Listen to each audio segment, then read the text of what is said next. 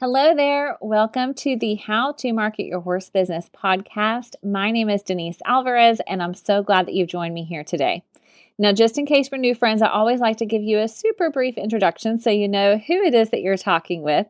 So I do have a business called Storm Lily Marketing, where I get to help horse business owners like you convert your website visitors into your customers. And I do that through coaching, through website design, website content, email marketing.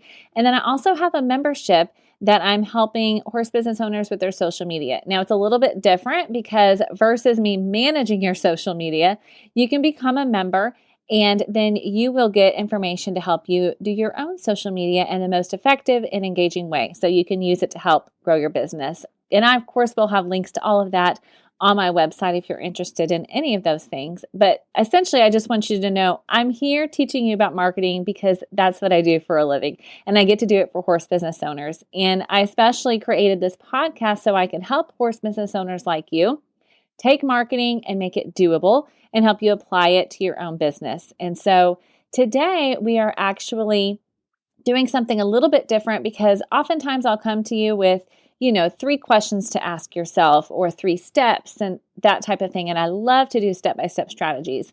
But today I invited a guest onto the podcast to just have a conversation that I think you're really going to enjoy.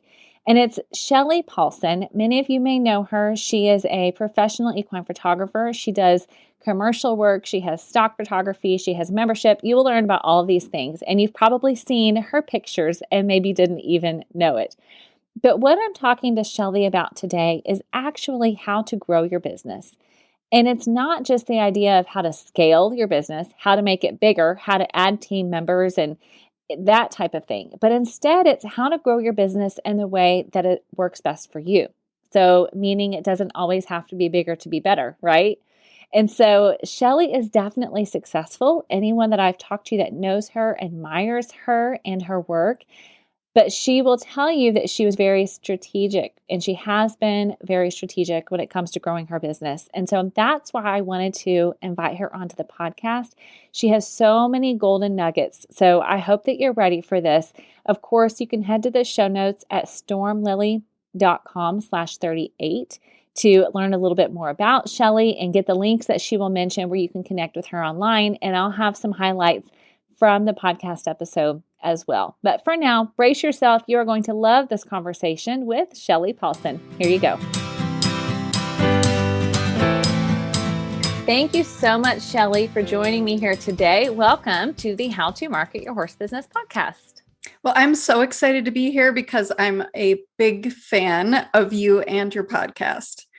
Thank you. I really appreciate that. Yes, you have referred me to what we will talk about later in your emails and things like that. And so I really do appreciate that. And it's always good to hear that I'm helping people along the way because that's what I'm here for. So I really appreciate you coming here and sharing a little bit about your background and experiences. And specifically, we will get into this later, talking about your idea of growing and what that has looked like for you. But first, I would love for you to share a little bit about your story and your background, how you became an equine photographer, and then now an educator for other photographers.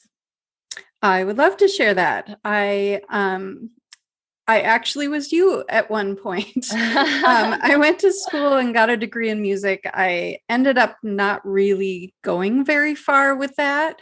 But what I had done during college is I had worked on Mac computers and worked at Kinko's and taught people how to use little Mac computers. We won't talk about how old I am now.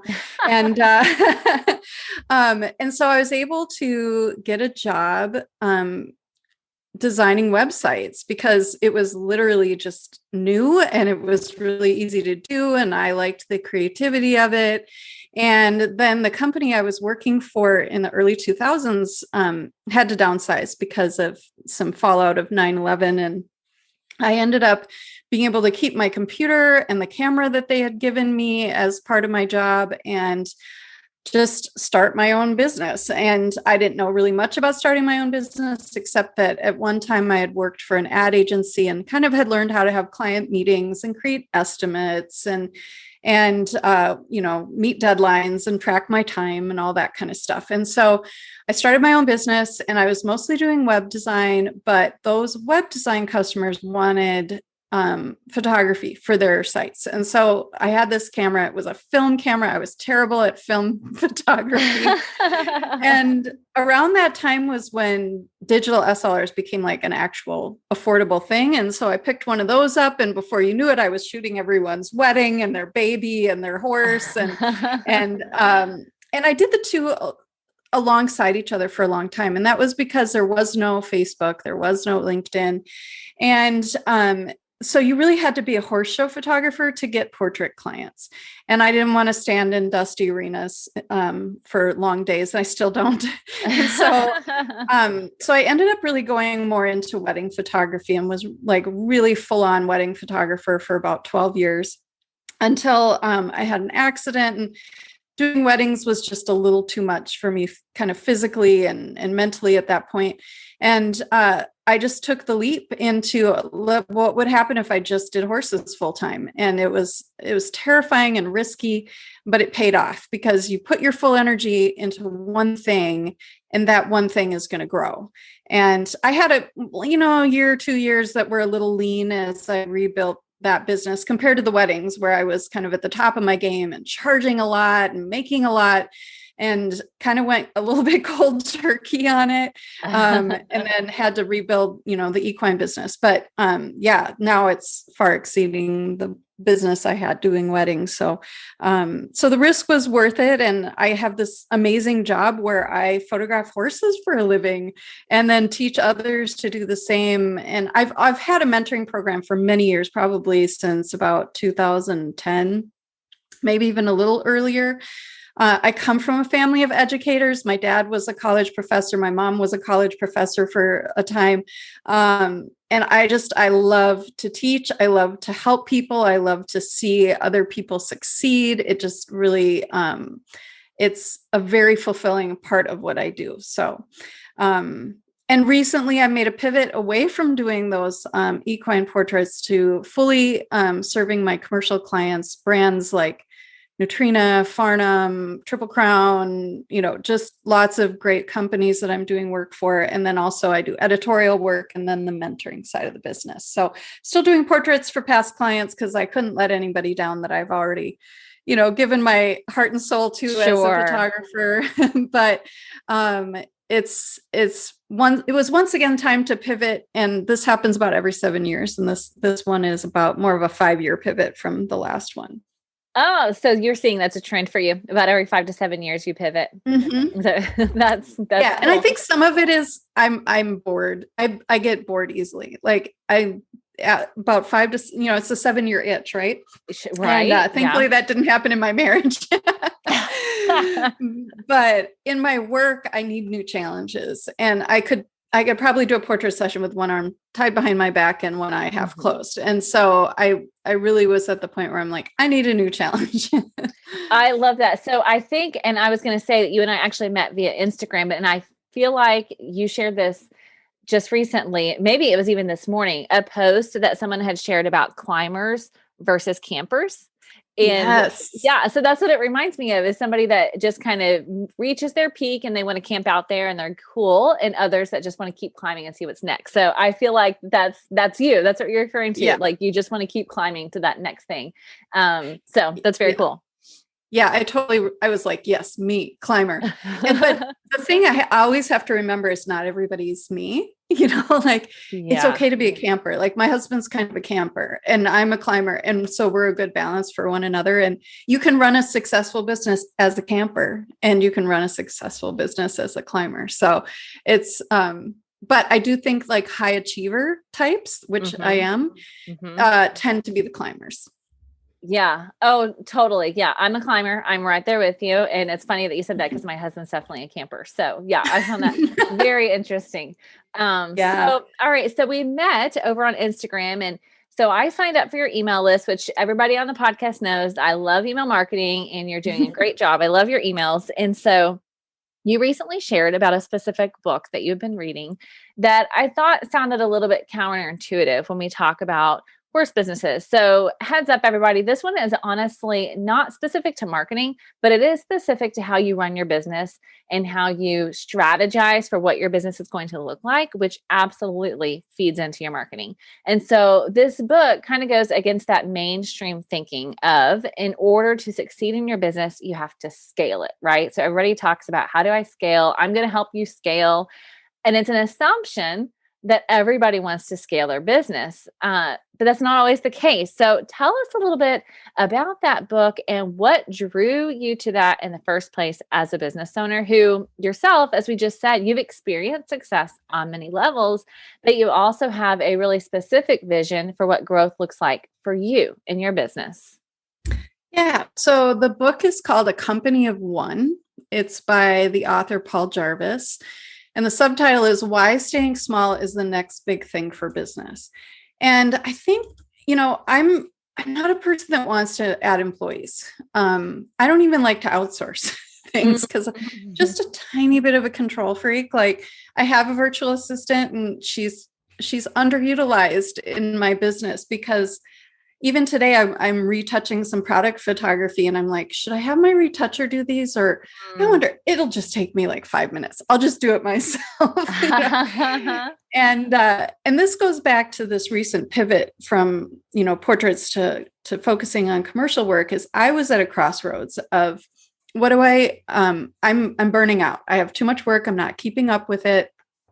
I have my hands in a lot of things. I feel like pretty soon I'm not going to do everything well to the degree of excellence that I, really expect from myself.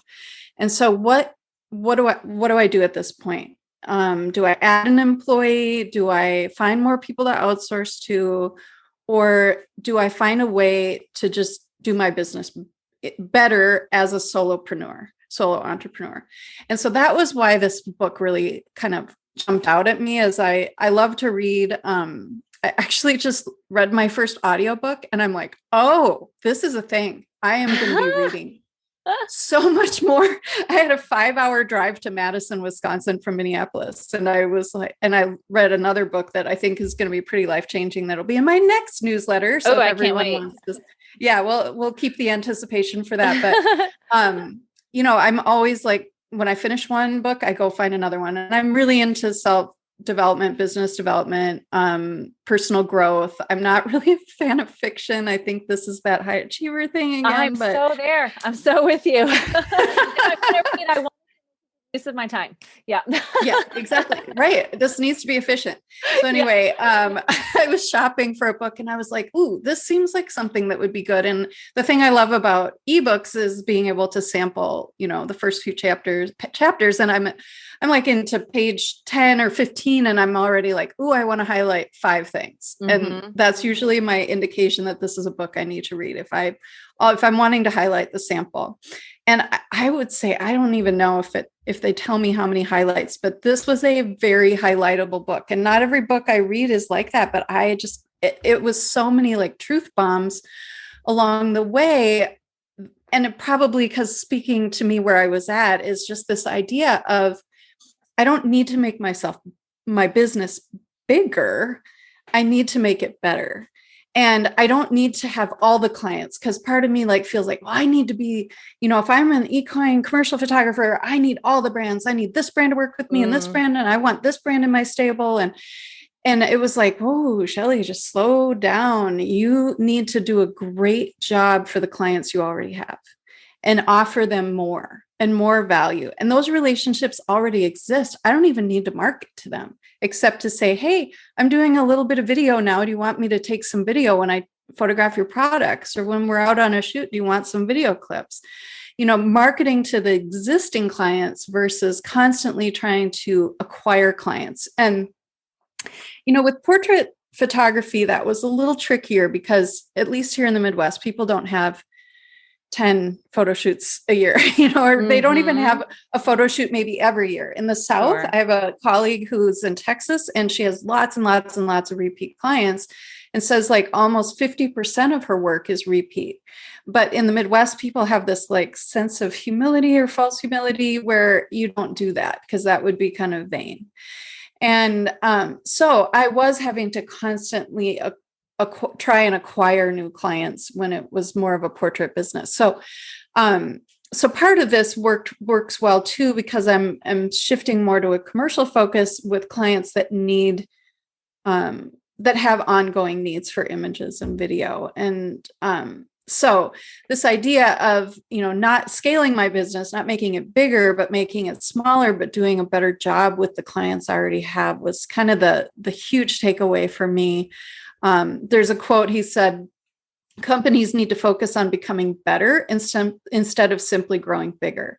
And that's just a total summary of how that felt to me, is like, oh, wait, like I could make my mentoring program even better versus taking all this time to go out and spend time with, going to clinics or horse shows or whatever and try and meet new portrait clients. And so it's a little bit of the shift of the kind of work that I'm doing, but I think anyone can apply this to their business of, if you get to that point where you're busy enough, you maybe focus on serving your existing clients more rather than going out and acquiring new ones. Yeah. Oh, so much goodness. I'm literally taking notes as you're talking because it's so good. I mean, just the idea, like you said, of bigger or better, and what does that really look like? I would love if you would speak into the idea of making your mentoring program better. Would you share actually first? Describe what that is. So is it set up as a membership? Is it like a short-term mentorship? What does that look like for you? Because I know that right now, so many horse businesses are looking at online avenues, online training programs and memberships. And I just saw one literally yesterday that is taking their process of training a Mustang for the Extreme Mustang Makeover, and he is monetizing that and allowing people to pay a certain amount. It's not even a monthly. It's like, okay, this training program lasts for 6 months. You can follow along. I'll do Q&As, and it's X number of dollars. So what does that look like for you and your business? Yeah, so I really focus on mentorship. I really want to be involved in the learning process. I want to be responsible for the outcome. And I know I can't be 100% responsible because people will do what they will do, right? But I have 2 mentorships that run throughout the year. The first one is called Wings because the second one's called Pegasus. So before why is she calling it Wings? We're earning our wings so we can be a part of Pegasus. The first one is really about camera skills. And it's just the basics of, posing and light. I guess it's not totally camera skills, but it's all the stuff you do behind the camera. So it's how to find the right light, how to pose people and horses, and how to edit and get a good workflow and good backup strategies and media management and just, everything you need to be successful from the photography standpoint. And that goes from January through March. And it's a weekly video lesson and weekly coaching calls on Monday nights. Okay. And then, sorry, go ahead. Super quick. So you do that once a year, January through March, and that's it. Yes. Right. Okay. Right. All right. Okay. And then right after that, I start what's called Pegasus. And this is my more business mentorship. And so we're focusing on marketing and, building your website. We do a lot of talking about story brand and how to, make your client the hero of your marketing story.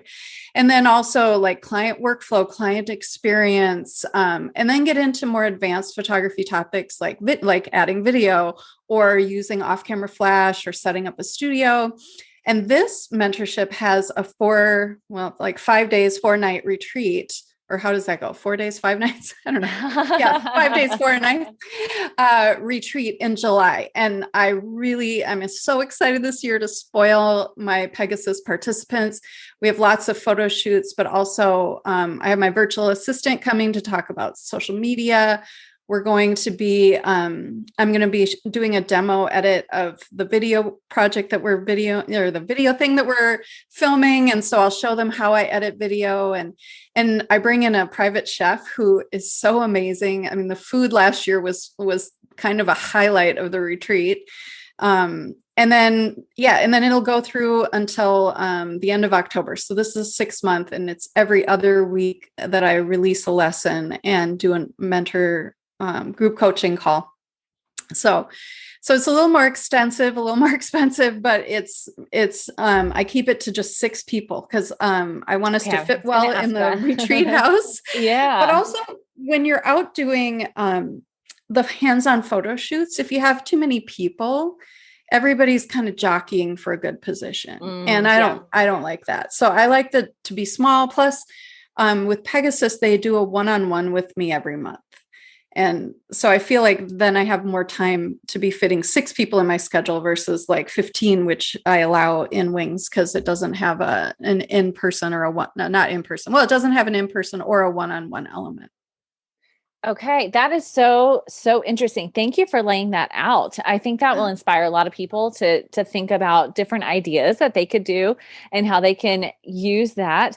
I have a couple questions for you about that.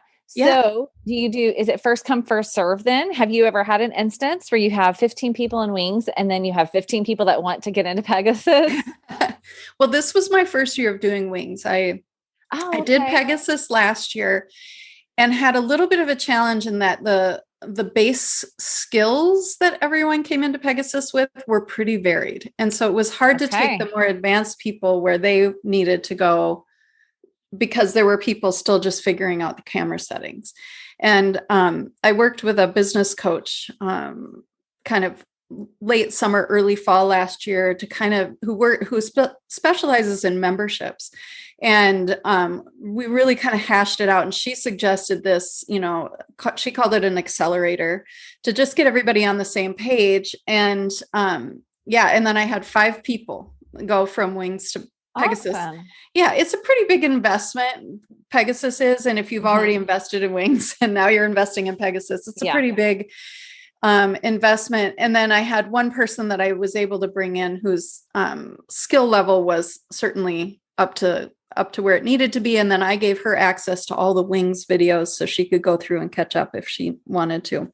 Okay, beautiful. Well, and I can see how horse businesses would be able to take and apply something similar. Just when you look at if you have a colt starting clinic that you're wanting people to come to, but you've got green people that are coming and you're saying, golly, this is a little too dangerous. How do I filter that out? So Yeah. then instead you have some previous requirements and clinics that they have to go to before they can participate in that. So that's really smart. I love that example. Yeah. And I didn't, like I said, I had the coach that came up with that. And I was like, that is exactly what I need. And Mhm. because once you get into advanced stuff, it's like, it can be a lot of burdensome to go back and try and bring people up to speed. And then, Sure. and I'm Mhm. really, it really matters to me that people have a great experience and that they learn what they came to learn. And so, yeah, just bringing everybody kind of onto the same page was, so far it's been really great and and fruitful for the people involved. Yeah. So tell me this as we go back to the idea of scaling and growing, and you looked at your online mentorship program in addition to the photography work that you're doing. Is that something that you ever crossed your mind that you're like, well, I wonder if I could do more of this or do it more often? Or how did you filter that out to say, no, I know I would rather make this better versus do more of them? Yeah, I would this has been a really intense year for me with the mentorships because I'm creating the content. Last year for Pegasus, I just taught live on the Zoom calls and didn't record anything. And this year I'm like, I have a studio set up and I'm doing intros and then screen captures of different things and screen recordings. And so this year has been super heavy on creating content that I will be able to use year after year. I might go in and tweak a thing here or there, but it's going to basically be my content moving forward. But there's a lot more things I want to do. I've got a really great product idea that's on the back burner because I have not enough hours in the day right now. Sure. And I have a YouTube channel that is sitting a little gathering a little dust right now, and I have over Mm. 6,000 subscribers, and it's an untapped thing for me at this point. But I'm having to make decisions about my time and go, okay, I'm not really getting paid for YouTube. Just FYI, even with 6,000 subscribers, I'm not getting much money from YouTube. and right, I have these people in this mentorship that paid to be a part of it and have invested their time in my program, invested themselves. And so they're the highest priority, but I have all these ideas, and I would like to take, a few of these video things that I've created for Wings and Pegasus and maybe make them available on demand as, a separate course. But yeah, I need more time in order to make all these things happen. And growing, quote unquote, growing my business by scaling it was really counterintuitive to that. And like I said, I have a huge inner sense of responsibility to people, to all my clients. And so this idea of being better, not just bigger, really resonated with me and the way that I like to run my business. Okay, I love so much of that. So specifically, I want to hone in on one thing for our audience, and that's YouTube. And where you mentioned, okay, well, I have 6,000 subscribers. I think that's untapped, but I know right now where my income is coming from. And so that can be a filter for you all that are listening, where you're sitting here going, okay, I get it, bigger or better. How do I decide? And maybe you decide bigger is better for you, which that's totally fine too.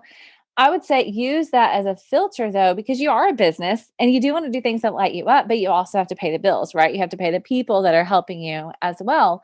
So perhaps you use that as a filter to say, okay, I'm going to look at where my biggest profit margin is coming from. And that's what I'm going to hone in on. That's what I'm going to focus on, making that better, instead of seeing if I can add 5 more programs because I have all these ideas.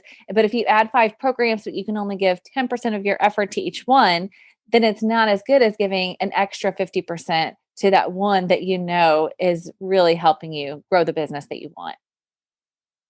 Yeah. And that was, what really led me to dropping the portrait side of my business was I looked at how much time I invest in those portrait clients. And, it's a hard thing to give up because my heart is in it. I'm a horse owner. I understand how important it is to have photos with my horse, because they're not going to be with us forever. And, it's fun, even from a marketing standpoint. It's good to have photos with my horse. But the amount of time from, inquiry, sending pricing, finding a date, booking the session, prepping for the session, doing a discovery call, doing the session, editing proofs, doing an ordering session, editing the things that they ordered, ordering them, getting that all together, and then delivering it. Yeah. That's like a 15-step process, and whereas when I do the commercial photography, there's some planning, there's some shooting, and there's some delivering of files. And so the commercial photography may not be as fulfilling from a heartfelt standpoint, although it can be. It was really a business decision to do this thing where the market's not crowded and where I have special skills. I'm already building that side of the business. It's already successful. And, it's a little risky to let go of portraits because it's not like I wasn't making money doing them. It just wasn't the most profitable part of my business. Those pieces of my business that were doing well are, commercial photography, stock photography, and the education side. And so that was in the laying it all out and then deciding which thing to focus on. That was kind of how I looked at it. Perfect. Thank you for sharing that. That's so helpful.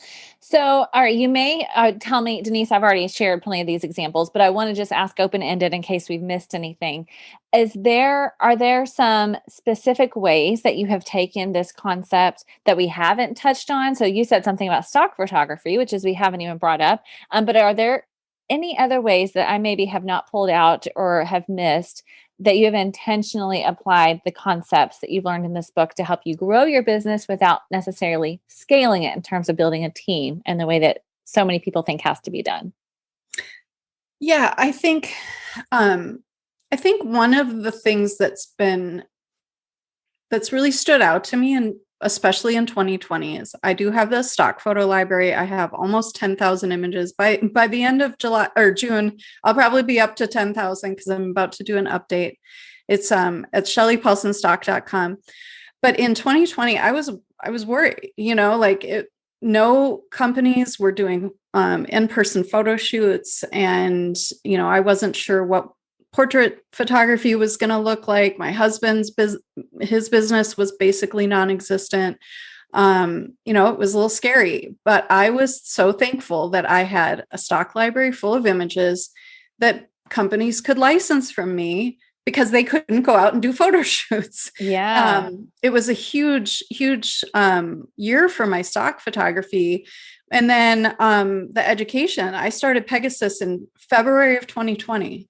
And only one person in the program lost her job or was laid off. She worked in the trade show industry, which was a horrible industry to be in at the time. Mm-hmm. Yeah. And so we made arrangements to get her through. But I was so thankful to have a diversified business at that point, that I wasn't just doing one thing that depended on being in person with people. And so that is a piece of advice that I would have for business owners, is to, if possible, find diverse ways of bringing in income, because you never know when one side of the business is going to crumble because of a global pandemic. Mm-hmm. And then, I had no idea that the stock photography would end up being as successful as it was last year because of the global pandemic and people not being able to get out and create their own content. So they licensed content from me. That's good. That's a really good point. Yes, especially in the horse industry. I was actually just talking to my parents last night because their farrier got hurt. And we were talking about how that's so hard for many people in the horse industry when you sustain an injury and that's your livelihood and you're not able to get out and do that one thing. So if we are able to diversify in some way along the way, yeah, it's definitely beneficial no matter what your business type, but definitely for horse business owners, there's huge benefits for that. Yeah, for sure. I even worry about breaking an arm and not being able Right. to, get out and take pictures. I'd be like, someone just prop the camera up for me. Right. Exactly. Exactly. Yeah. I know what I need. Yeah. I won't even ride my horse the day before a big job or Really? the 2 days. Yeah. Yes. Before I have to travel, even though I've only fallen off her once. Uh-huh. I also remember how much that hurt, even though I didn't break anything, but I'm just like, yeah, that's a little risky. I'm not going to ride today. I'll just go out and, groom or do something non-riding or related today. Oh my goodness. Yeah. But that makes perfect sense. Yeah. That's smart. Yeah. Okay. I have so loved everything about this conversation. I really appreciate your openness and willingness to share. And I know that no matter what part of the industry my listeners are in, that they are going to take something great away and apply in their business. Is there anything else, Shelley, that you think my listeners should know about deciding what success looks like for their own business? Yeah, I think it's so important not to compare.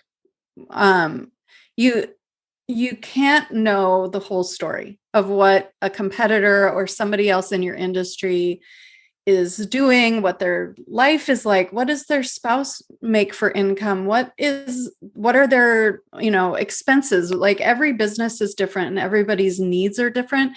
And I think it's okay to define success the way that works for us. And I don't work 5 days a week. I don't do shoots 5 days a week. I have friends who do shoots 5 days a week. And sometimes I'm like, should I be doing shoots 5 days a week? And I'm like, nope, that's not me. I like to rest. I like to have time to ride my horse. And so it's okay sometimes to kind of take a step back and say, you know what, I'm making the money I want and I'm living the lifestyle I want. And that's another thing, I could have kept pushing, I could have kept working, but I could feel burnout coming.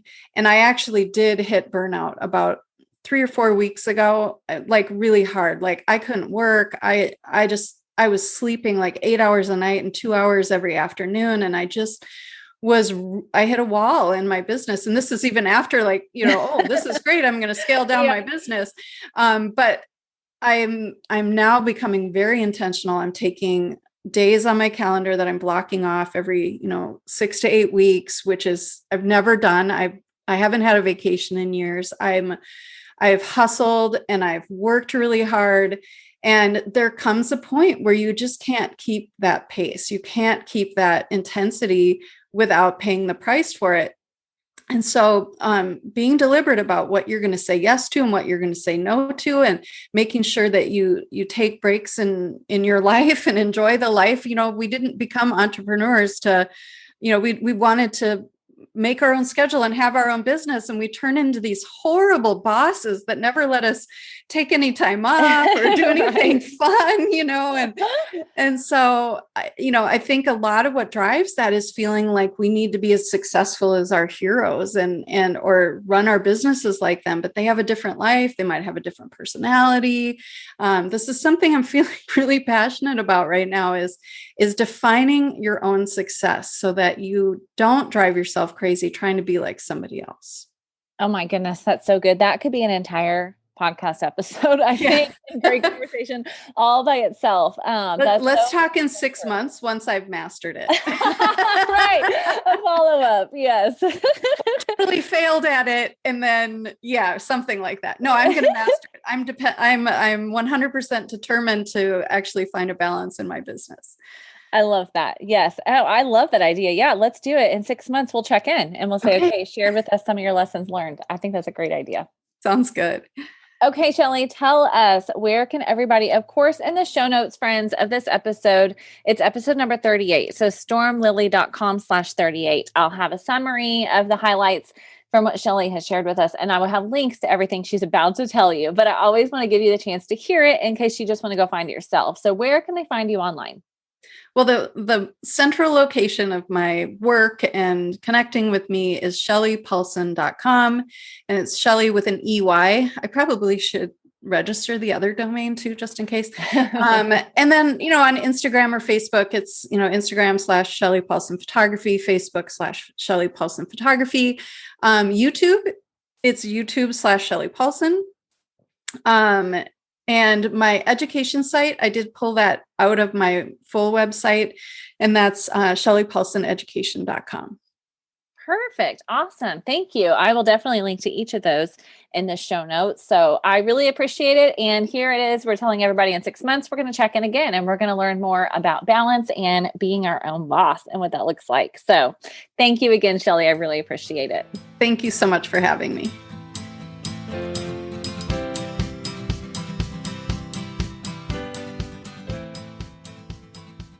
Okay, what did I tell you? Isn't Shelley fantastic? Now, honestly, you heard me say it, and we are putting it on our calendar. So in another 6 months or so, you can expect to hear from Shelley again. And we're going to talk specifically about having that balance that everyone talks about and how to be a great boss for yourself and all of those things. So I can't wait to connect with her again in a few months. But for now, I hope that what we talked about here has helped you. I hope that it gives you some clarity on your own business. And I also hope that it gives you freedom to create the business of your dreams, because the business of your dreams is not the horse business of your neighbor's dreams, right? It does not have to be the same. And you can both be successful in your own right. And it doesn't have to look the same. And so I hope that this episode gives you the freedom to do that. And I hope, of course, that this podcast in general helps you to create the business of your dreams too. So if this has been helpful to you, I would love to hear from you. I would love for you to go online and follow and connect with and meet Shelley. And in the meantime, be sure and subscribe if you haven't yet, or follow so that you can catch the newest podcast episode. And if we are not email friends, then go ahead and go to stormlily.com/podcast, and I will shoot you a note each week. I promise it's brief, and I always just let you know, hey, there's a new episode. Here's what we're talking about, so that you don't miss it. Okay? Thanks so much for joining me here today, and I will see you again next week. Have an awesome day.